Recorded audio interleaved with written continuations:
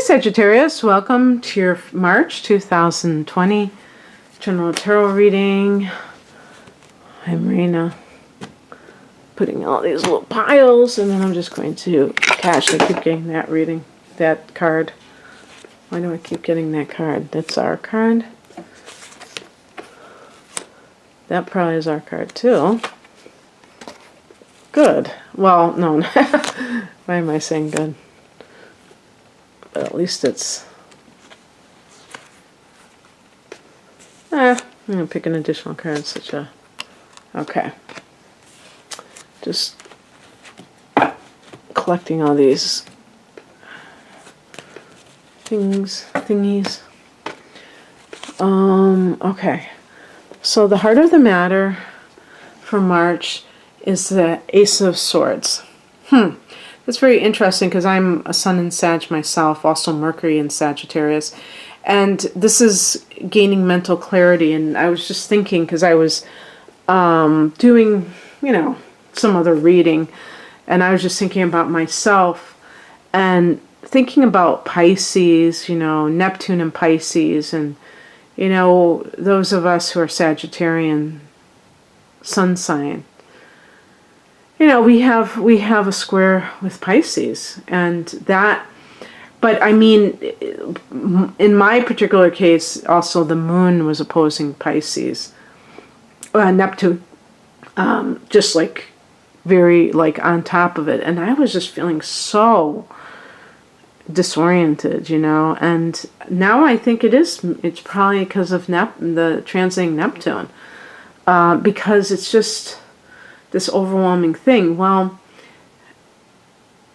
part of it is that, Neptune can go either way. It can break bad and, give you a lot of vague dreams that you don't know if you can really... I wasn't even thinking about that, but this card right here, I was just focusing on the Ace of Swords. It's so funny that I got the Seven of Cups, because, some of these things, now it could be what you want to do with your life, or now we are in this month that is a lot of Pisces energy. So the sun is squaring, the transiting sun is squaring our natal sun, and that kind of thing. So the point being that the Ace of Swords is a welcome sign that you are really emerging from that swamp, that murky depth, and that you have a sense of the direction you want to go in, and that you can, feel that sense of momentum and actually initiating change in your life. In the past position, we have the Queen of Wands. For some of you, this is a card I said, is associated, I know for sure this is associated with Sag, but I always say that it should be Leo because of the sunflower. And, to broaden it, we have Aries as another fire sign. But also with the Queen, it's water energy and the mother, the maternal instinct. So that could be as simple as someone who makes the decision that they want to go back into the workplace and be a working mother. The Queen of Wands can be the working mother. For another person, this can be that you feel a sense of yourself, that you feel more of who you are. And this is even more, because the King and Queen, these are the head honchos, and this is even more so in the position of the King. This is the spiritual message, which is really about your autonomy. And sometimes I know, because again, I'm not saying this to talk about myself, but only to relate it to my own experiences, because I've had experience with this where it's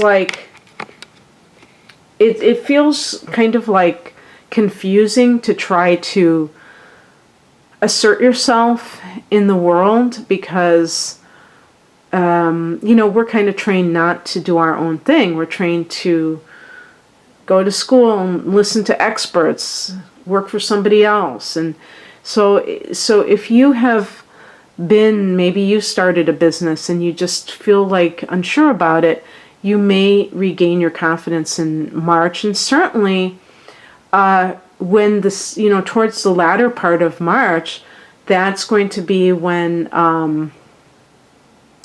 the sun goes into that 5th house, which is the business that you own. And that can make you feel more like, hey, I've got this. And there's actually going to be a new moon there on March 24th. And the sun goes there on March 19th. And this is a very special time of year.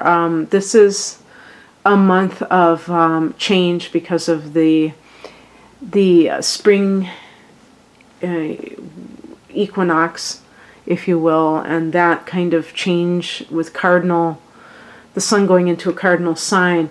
And I really never thought about it too deeply, but now that I do think about it, it does seem like these are power periods, like the months when this happens. So we're talking about March and June and September and December, and when the sun goes into cardinal signs. And the cardinal energy is very action oriented. So change is pretty inevitable when you have planets in a cardinal sign. And that's how I feel with the King of Wands, that it's really about taking the initiative, but also being very autonomous, not relying on other people's opinions about something. Even if you have questions, you might feel like, what, I'm going to just experiment on my own. I'm not going to act like somebody else's experiences are, can dictate what occurs for me. Because sometimes that is really the best policy. When you follow other people, you don't know if that can be translated into your life anyway. I think it all depends on the situation. Obviously, we do research regardless, just to see, to learn more about a particular subject matter. But then we also are realizing that as individuals, mileage may vary. Just because something works for somebody else doesn't mean it's going to work for us. So it's really just about gaining clarity in your life. What crosses you is the 9 of Swords, anxiety. Maybe it's kind of free-floating anxiety and you don't know what's going on. If you have been dealing with any kind of even like relationship issues, the Ace of Swords can give you clarity, but it doesn't mean that the other person is going to go along with you, and you may feel that kind of conflict with somebody and feel like, why can't we just be on the same page with this? Now it's interesting, the Ace of Swords is flanked by the Queen of Wands and the King of Wands. So it may be that you and another person, perhaps you're both fire signs as well, and you both are very independent, and in some cases it can even be too independent that neither one wishes to give the other the benefit of the doubt or the freedom to do what they want to do. Fire energy needs freedom. It's not even likes it. They need it. And any time where they feel oppressed, feel like they're not able to be who they are, that can feel very confining. Like the 9 of Swords, it can feel like, angst-ridden. And therefore, I feel like you have to be patient with yourself and don't allow anybody to override your freedom, but also, you know, keep in mind what your truth is, because your truth matters. I think that's what the Ace of Swords is about. What's coming in is the Eight of Wands, which is kind of like everything happening at once. Again, timing-wise, I do feel like towards the end of the month, as Mercury, which is retrograde, comes back up after the 9th, comes back up to speed. And, you know, speed, I think of the Eight of Wands as kind of speed. It can get everything back up to where it should be. So that's another thing about the Ace of Swords. It's like perhaps there was a misunderstanding with an authority figure, and you're able to rectify that. And I think that as the month progresses, you know, especially in the last 12 days in the month, I think that you will see that things really start to hum. The sun will come into Aries, and that's much friendlier to Sag than Pisces. And yeah, so that can be very good. And I picked an additional card to this because the outcome was the Seven of Cups as the result of having a lot of opportunities thrown at you. If maybe there was a lull period and then all of a sudden you're getting all these opportunities or clients, you may feel like there's so much being thrown at you that you don't know quite what to do. And the bottom line is that you have to be discerning.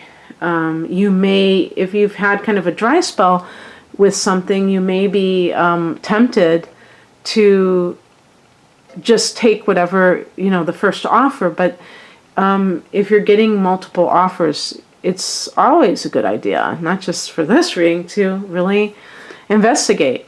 That's one of the things too, since these two authority figures are flanking you at the top there, you may have discovered something about your supervisors or a supervisor, and you have to take charge of your life, and perhaps you've kind of given away your power in some way. The outcome, well, this is the second card that I picked for the outcome, the Six of Pentacles. So what is the criterion, the main criterion? Getting what you deserve with the energy that you're investing into something. So it's like fair compensation financially. If this is a situation with your own clients, maybe you are not charging enough for your services, and perhaps that's the clarity that you are coming into. And some of that clarity, I'll give you an example. I think sometimes when people are experiencing, like if they work for themselves and they have like a little bit of a drought where they're not getting hardly any business, they may panic and they may lower their prices because they feel like, oh my gosh, this is the reason why. And then they find out that that doesn't really work. And really the shift needed to be with their own attitude, where they were the ones that were, you know, like the Nine of Swords, your anxiety can work against you and get you to do things from a fear-based perspective. And one of those things can be lowering your prices. Maybe in some cases lowering your prices is exactly what you should do, but I'm talking about people that are kind of in that place of lack consciousness, and they need to stand in their truth. And I think that's what the Ace of Swords is all about. Okay, that's what I have for you. I hope that some of this at least resonated, Sag. If you'd like a personal reading, the link to my website is below. Thanks for watching. Take care. Bye.